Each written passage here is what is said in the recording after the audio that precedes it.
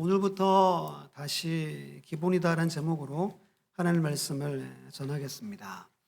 예배분들에게 이렇게 한번 축복합니다. 영원한 생명을 소유하고 누리기를 축복합니다. 소유하시고 누리기를 축복합니다. 사람이 죽은 원인을 알기 위해서 시신을 해부하는 검사를 뭐라고 하죠? 부검이라고 합니다. 범죄에 관련된 시신일 경우에 또는 병으로 죽은 경우 병이 그 죽음에 얼마만큼 영향을 미쳤는지를 알아내기 위해서 부검을 실시합니다. 한마디로 죽음의 원인을 찾아내기 위해서 부검을 하는 거죠. 오늘 우리 대한민국의 여러 곳과 여러 분야에 부검이 필요하지 않나라는 생각을 하게 되는 시대에 우리가 살고 있습니다. 제 기능을 발휘하지 못하고 공정하거나 공평하지 못한 일들이 너무 많아져 버렸어요. 제 기능을 발휘하지 못한다는 건 죽었다는 것을 의미하는 게 되는 거죠. 그리고 원인을 명확히 찾지 못하는 이날의 모습이 참 안타깝죠. 그러면 뭐 해야 됩니까? 부검을 해야 하는 겁니다. 그런데 여러분, 영적으로도 부검이 필요한 때 우리가 살고 있습니다. 예술소를 믿으면 여러분들의 일상에서 하나님의 역사가 일어나야 합니다. 성령의 역사가 나타나야 되겠죠. 삶의 큰 변화들이 일상 가운데 분명히 나타나고 옆에 있는 사람들이 볼 수 있어야 합니다. 세상에 모든 사람들이나 세상이 교회와 또는 성도들로 인해서 선한 영향력을 받아야 합니다. 교회 때문에 지역 주민이, 지역의 사회가 더 활기가 넘치고 생명력이 넘치는 나라와 지역이 되어야 합니다. 그런데 상황은 어떻죠? 그렇지 못한 우리의 형편이 우리 눈에 너무 많이 보입니다. 세상에서 소금과 빛의 바른 역할을 하지 못하고 있는 우리의 모습인 거예요. 기능을 발휘하지 못하고 있는 교회와 성도라는 겁니다. 오늘 우리도 부검이 필요하지 않나라는 생각이 조금 듭니다. 여러분 어떠세요? 그럼 왜 한국 교회나 우리 성도들이 이렇게 되었을까요? 그 이유는 바른 신앙에 진단하는 기준이 없기 때문입니다. 그럼 신앙생활 잘한다 하면 어떻게 하는 거죠? 교회 생활 잘하고 예배 안 빠지고 결석 안 하고 헌금 잘 드리고 성도들과 원만하게 관계를 잘 맺고 교회 오는 것을 즐기면 어때요? 신앙생활 잘하는 거예요. 그렇죠? 예배분들 어떠세요? 잘해요, 못해요? 이게 우리의 기준이 되어버렸습니다. 언젠가부터 이게 기준이 되어버린 거예요. 신앙은 그리 복잡하지 않다고 많이 말하죠. 신앙은 참 단순합니다. 그래서 오늘은 그 단순한 신앙의 기초, 기본이 무엇인지를 잠깐 살펴보려고 해요. 한 가지 중요한 질문이 있습니다. 영원한 생명을 소유하고 있는가? 조금 전에 우리 축복하며 인사도 했었죠. 이 질문은 예수를 믿거나 안 믿거나 모두에게 중요합니다. 왜죠? 영생을 소유했느냐는 질문입니다.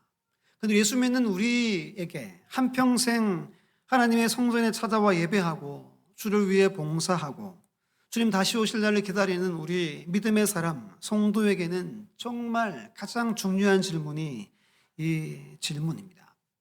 그런데 여러분들이 열심히 신앙생활 하다가 주님 앞에 나갔습니다. 주님이 이렇게 말씀하세요. 우리 마태복음 7장 23절 같이 한번 읽어볼까요? 시작.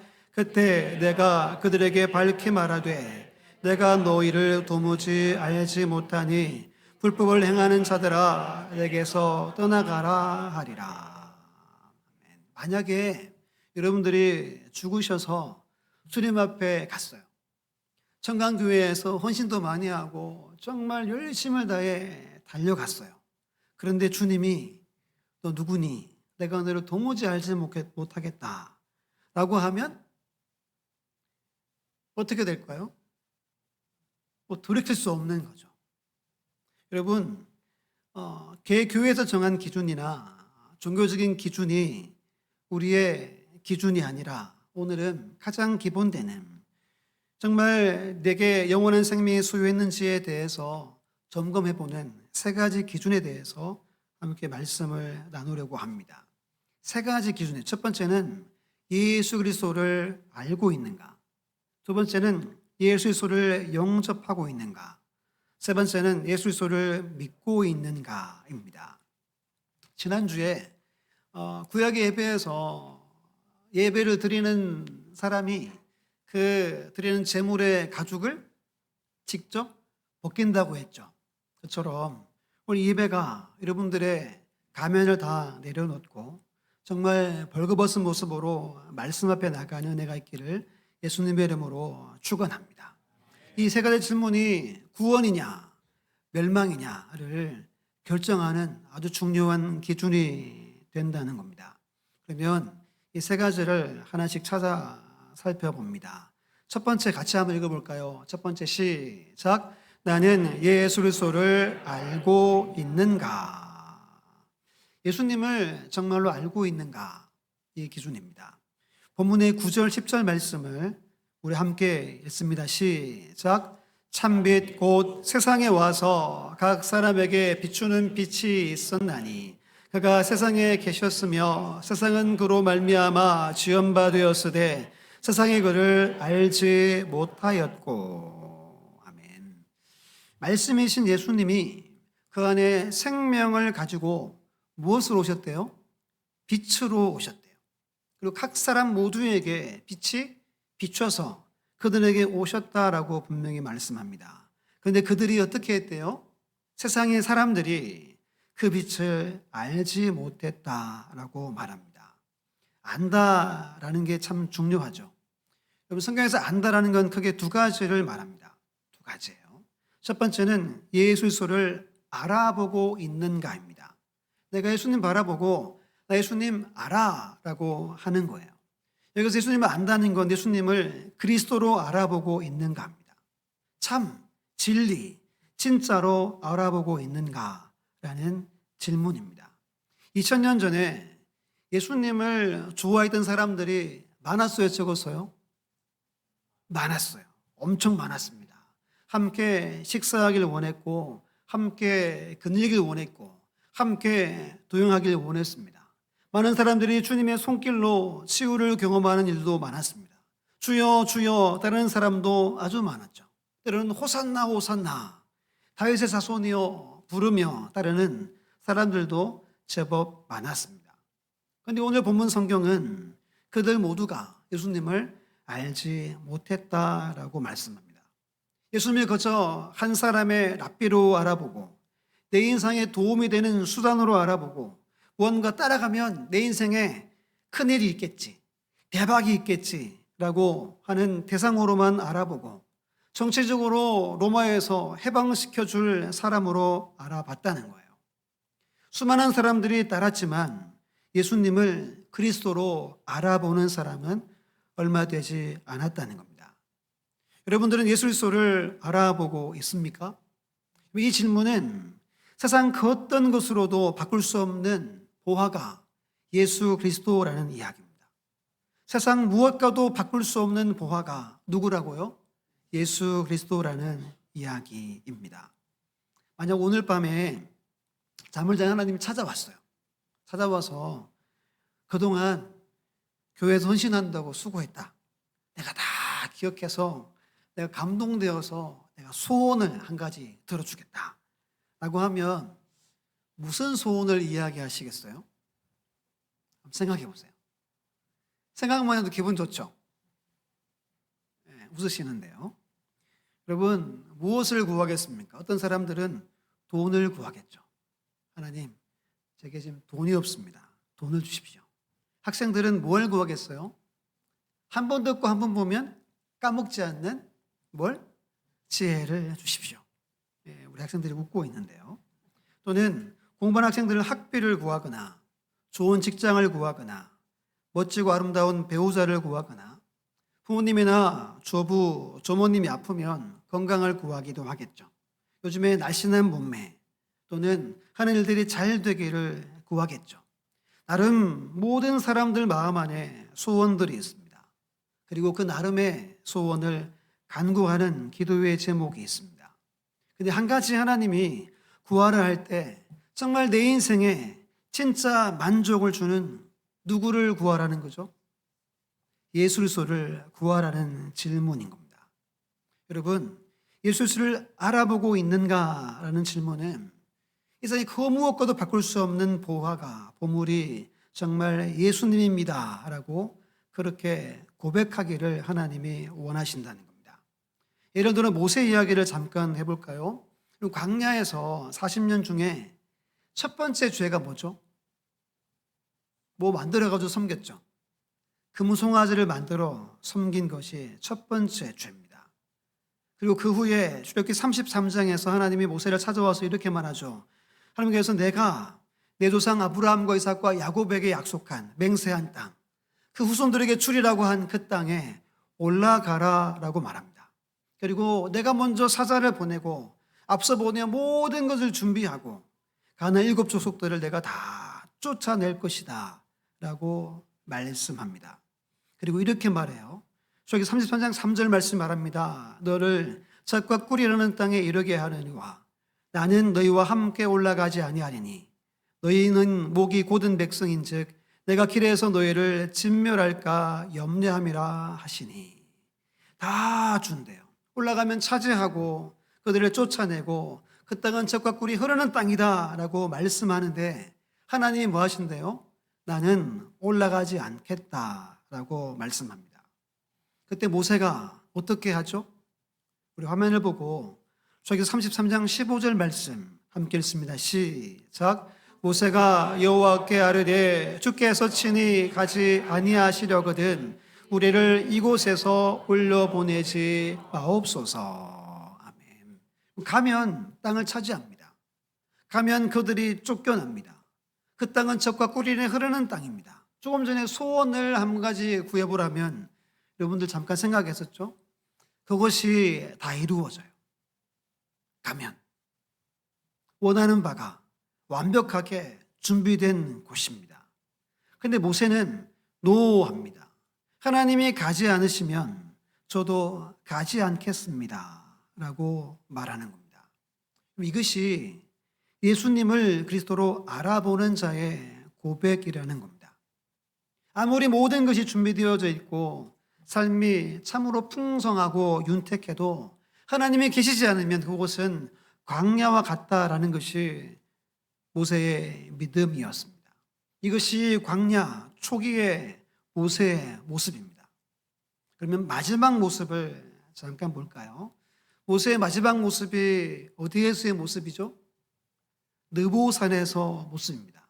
신명기 34장에 그 이야기가 나옵니다. 하나님이 느보산에 올라가게 합니다. 그리고 가나안 땅 사방을 둘러보게 합니다. 그리고 이렇게 말하죠. 너는 그리로 건너가지 못할 것이다. 넌 여기가 끝이다 라고 말합니다. 그리고 성경 보면 신명기 34장 5절에 이런 말씀 나와요. 이에 여호와의 종 모세가 여호와의 말씀대로 모압 땅에서 죽어. 모세의 반응이 성경에 기록되어져 있지 않습니다. 학자들은 모세가 침묵했다라고 그렇게 봅니다. 모세가 침묵했어요. 40년 어떻게 살았어요? 치열하게 살았습니다. 그토록 고생하며 말 듣지 않는 그들을 이끌며 열심을 다해 살아왔습니다.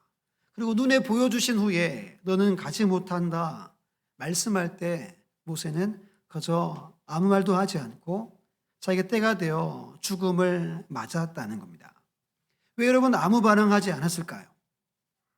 여러분 같으면 어떻게 했겠어요? 하소연하겠죠. 저수도 하겠어요. 근데 모세는 아무 말 하지 않습니다.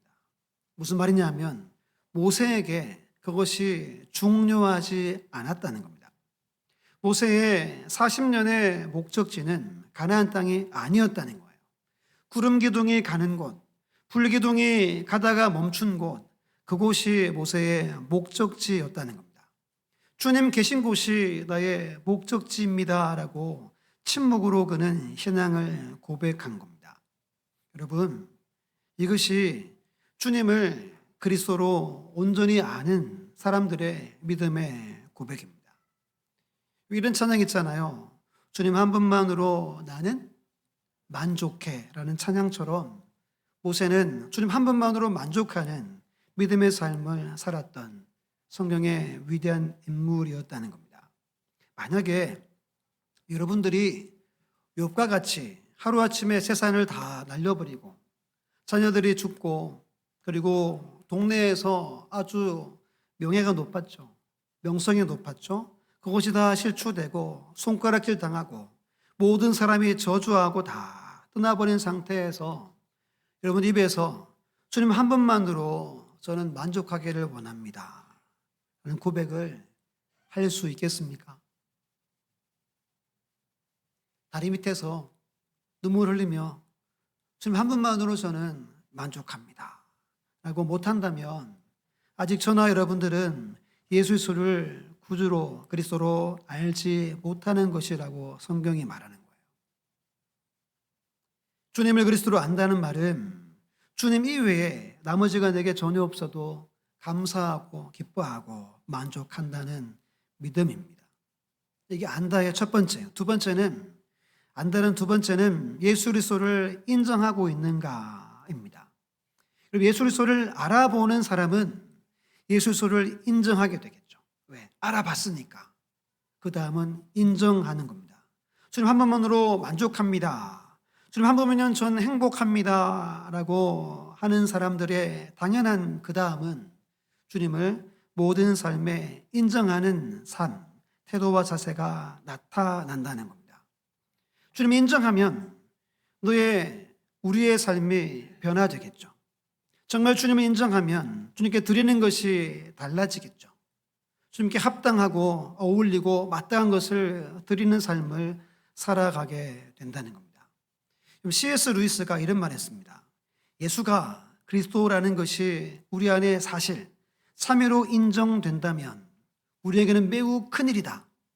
예수님이 실로 주님이라고 인정하게 된다면 성경 전체가 사실이라는 결론에 이르게 되기 때문이다. 여러분, 예수 그리스도를 그리스도로 인정하십니까? 그러면 우리가 보고 들고 다니는 이 성경이 사실이라는 것을 믿는 거예요. 믿습니까? 진짜 믿는다 했죠? 이게 여러분 쉬운 고백이 아닙니다. 성경이 진짜 사실이면 하나님은 지금도 살아계세요. 천지를 창조하신 하나님이 육신을 입고 이 땅에 오셔서 죄가 있어 주 앞에 나가지 못하는 죄들을 위해 십자가에 죽으시고 그 모든 대가를 치르시고 정죄 당하시고 죽은 자 가운데서 다시 살아나신 것도 사실인 거예요.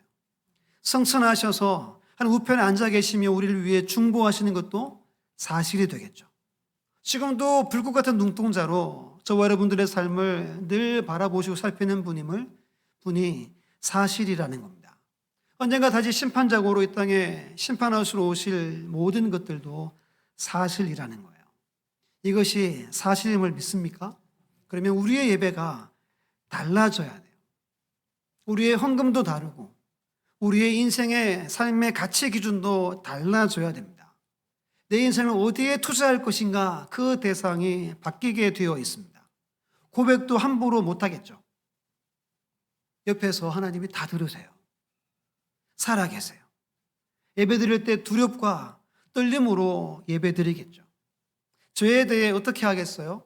단호히 거절하며 삶이 변화되겠죠. 그런데 문제는 그만한 변화가 우리의 삶에, 내 삶에 없다는 겁니다. 우린 머리로는 예수님을 인정하죠. 그런데 마음 깊은 곳에서 예수를 그리스도로 인정하고 있지 않다는 거예요. 진짜 인정하면 거기에 합당한 마땅한 변화가 일어나야 합니다. 변화가 없다면 인정하고 있지 않다는 이야기가 되는 거예요. 많은 그리스도인들이 스스로 나는 구원받겠지, 나는 천국 가겠지 하고 살아갑니다. 말씀을 한번 읽어볼까요? 마태복음 7장 13, 14절 있습니다. 시작. 좁은 문으로 들어가라. 멸망으로 인도하는 문은 크고 그 길이 넓어 그리고 들어가는 자가 많고 생명으로 인도하는 문은 좁고 그 길이 협착하여 찾는 자가 적음이라. 아멘. 어떻대요? 주님 계신 곳으로 가는 길은 많은 사람이 가지 않는 길입니다. 문은 너무너무 좁고 길이 협착해서 찾는 자가 적다는 말은 소수가 간다는 겁니다. 무슨 말이죠? 그 가는 것이 여러분 쉬운 일이 아니다 라는 이야기를 우리에게 하는 겁니다. 사랑하는 여러분, 예수를 알아보고 예수를 인정하는 삶을 사는지 여러분들을 점검해 보시기를 바랍니다. 날마다 우리 주님을 진실로 아는 은혜와 복을 누리시기를 예수님의 이름으로 축원합니다. 두 번째, 함께 읽습니다. 시작. 나는 예수를 영접하고 있는가? 아멘. 우리 11절, 12절 말씀을 함께 읽어볼게요. 시작. 자기 땅에 오매 자기 백성이 영접하지 아니하였으나 영접하는 자 곧 그 이름을 믿는 자들에게는 하나님의 자녀가 되는 권세를 주셨으니. 아멘. 첫 번째, 그를 예수님을 알지 못했죠. 두 번째는 뭐죠? 그분을 영접하지 않았습니다.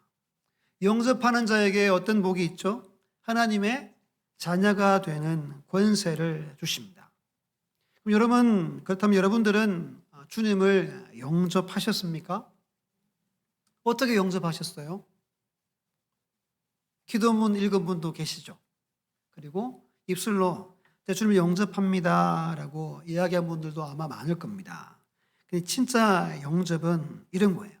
정말 기쁨과 즐거움과 큰 감격으로 예수님을 환영하는 거예요. 무엇으로요? 기쁨과 즐거움과 큰 감격으로 예수님을 환영하는 거예요.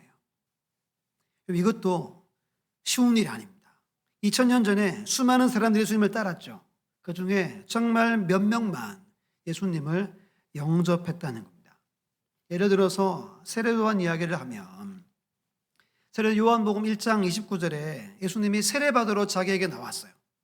그런데 세례요한이 이렇게 고백합니다. 보라, 세상 죄를 지고 가는 하나님의 어린 양이로다 고백했어요.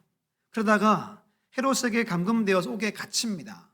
세월을 보내고 나서 도분 17장 19절에 이런 말씀이 있습니다. 제자들 2명을 예수께 보냅니다. 보내어서 오시리가 당신이 오니까 아니면 다른 일을 기다리오리까. 누구의 이야기라고요? 세례 요한의 이야기입니다. 세례 요한의 믿음이 흔들리고 있는 거예요. 분명 처음 주님 봤을 때 세상죄를 주여하는 어린 양이라고 고백했지만 옥에 갇혀서 고난 중에 있을 때 그 믿음이 흔들리고 있음을 성경은 우리에게 보여주고 있는 겁니다. 그렇다면 우리가 그토록 예수님을 온전히 환영하지 못하는 이유가 어디에 있을까요? 오늘 말씀에서 주님은 말씀과 빛으로 오셨다라고 말합니다. 하나님이, 예수님이 말씀으로 오셨습니다. 성경을 영어로 캐논이라고 말합니다. 캐논은 잣대, 척도, 기준이라는 뜻이죠. 말씀과 빛으로 오신 예수님이 우리의 기준과 잣대가 되는 거예요. 그분이 내게 찾아오면 우리는 우리 안에 갈등이 생깁니다. 왜죠? 그거 하지 마. 그거는 죄야. 너 거기서 돌아서. 너 지금 만나는 사람 헤어져. 작별해. 멈춰. 그만해. 라고 말씀하기 때문입니다. 예수님이 내게 찾아오면, 기준이고 척도이신 주님이 찾아오면 불편해집니다. 여러분들은 예수님 이것만큼은 건드리지 말라고 할 분도 많을 거예요. 우리가 예수님을 영접하는 것이 쉬운 일이 아닌 겁니다. 기쁨과 즐거움과 감격으로 환영하는 것이 쉬운 일이 아니라는 거예요. 지난주에 제가 휴가 다녀왔잖아요. 한 것도 없습니다. 하려고 그랬는데 태풍 와가지고 영화 한 편 보고 뒹굴뒹굴하고 그렇게 보냈어요. 영화를 정말 모처럼 봤어요. 서산 와서는 처음 본 거니까 한 4, 5년 만에 극장 간 것 같아요. 가서 저희 집에 새 여자분은 밀수를 보시고 저는 사랑하는 아들과 함께 이거를 봤어요. 엘리멘탈이라고. 재밌었어요. 내용은 세상이 불과 물과 나무와 구름으로만 존재해요. 주인공이 앞에 있는 것처럼 불 아가씨와 물 총각이에요. 내용이 뭐죠? 안 보셨죠? 뭐냐면 불과 물이 사랑을 나누는 겁니다. 말이 돼요? 말이 안 되는 거죠. 여기서 불은 늘 조심해요. 물이 닿으면 불이 꺼져버려요. 여기서 퀴즈입니다. 불이 셉니까? 물이 셉니까? 물이 셉니다. 여기서는 물이 세요. 아무튼 두 남녀가 이렇게 닿고 막 이렇게 안고 해도 괜찮아요. 두려워했는데 아무튼 그게 이제 메시지인 것 같아요. 성경에 이런 말씀 있죠. 우리 한번 같이 읽어볼게요. 신명기 4장 24절 보면 같이 읽어볼게요. 시작. 내 하나님 여호와는 소멸하는 불이시요 질투하시는 하나님이시니라. 하나님은 질투의 하나님인데 앞에 뭐라 그래요? 소멸하는 불이다 그럽니다. 물이 불을 꺼버려요. 소멸하는 물이다 해도 되겠죠. 요즘에 태풍이나 아니면 장마 때 어땠어요? 물이 다 쓸어버렸어요. 수많은 사람들이 죽기도 하고 많은 피해가 많았습니다.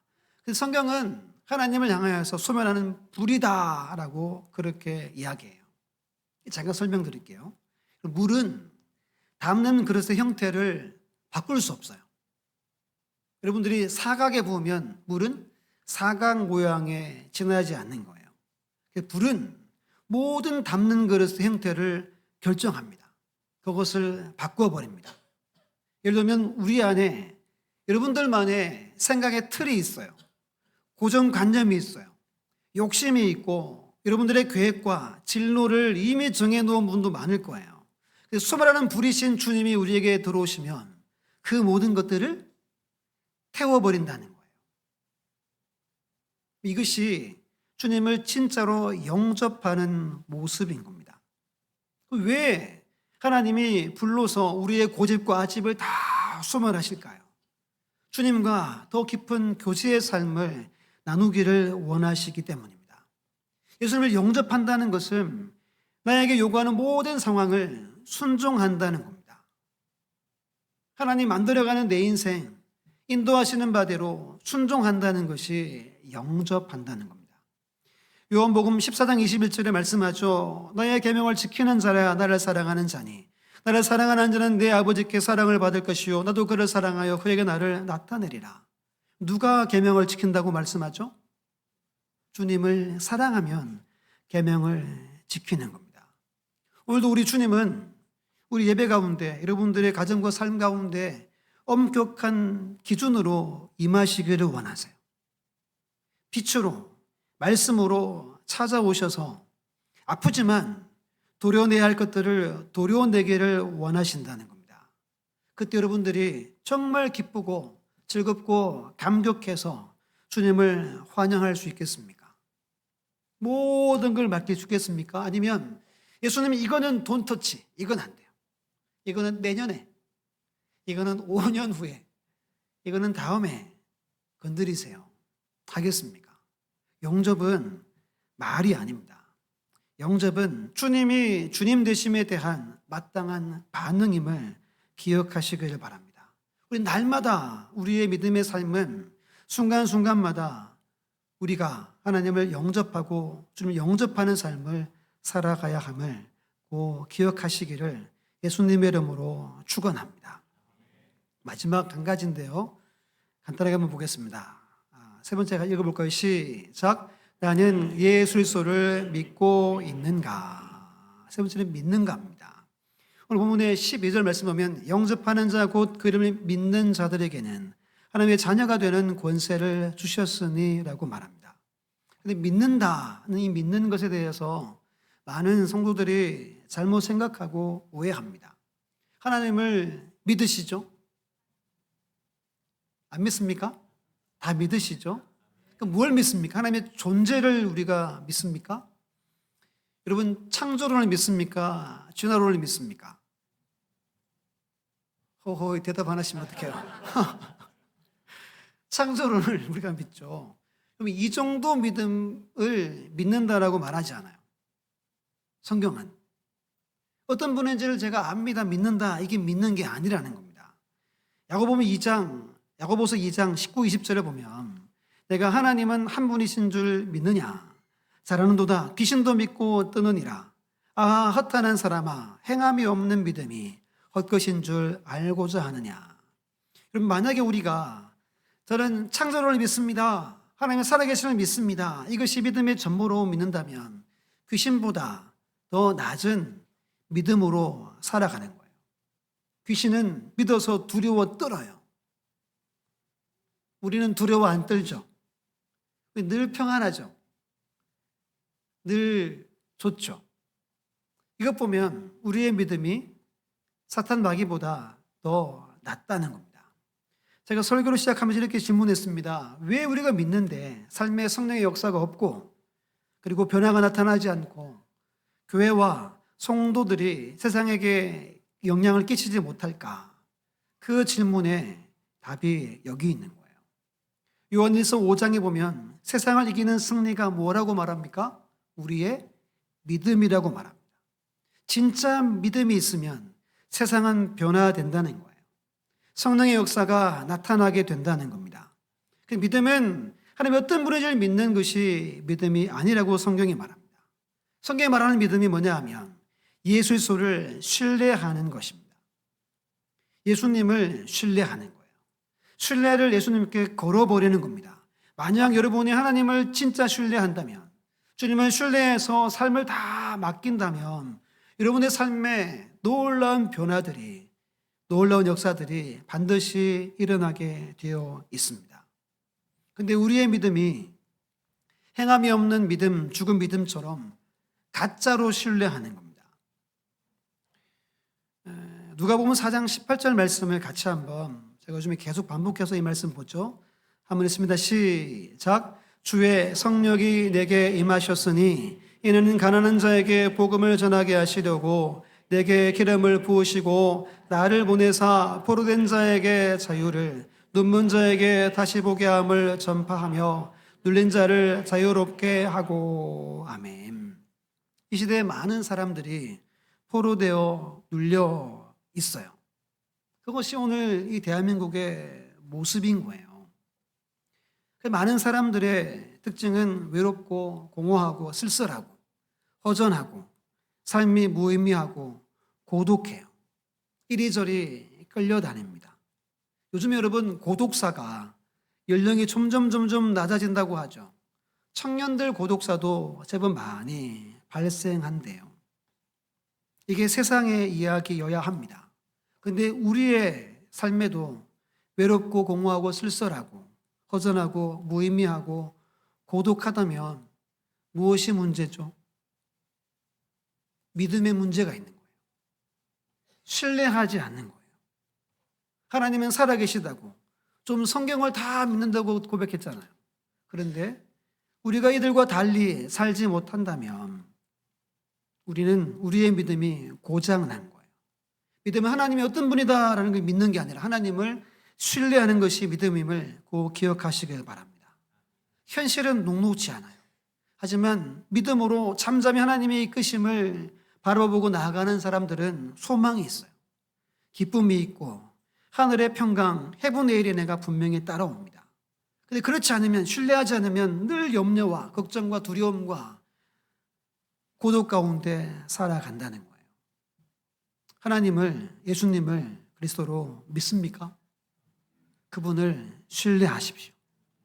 환경이 어떠하든, 처지가 어떠하든, 상황이 어떠하든 하나님을 신뢰하는 믿음이 오늘 우리에게 필요하다는 겁니다. 말씀을 전했습니다.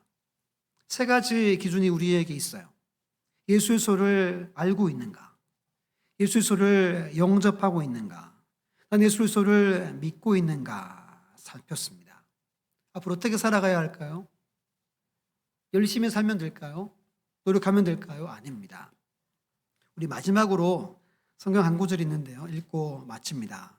누가복음 18장 18절 시작. 어떤 관리가 물어 이르되 선한 선생님이여 내가 무엇을 하여야 영생을 얻으리까. 아멘. 이야기 잘 하시죠?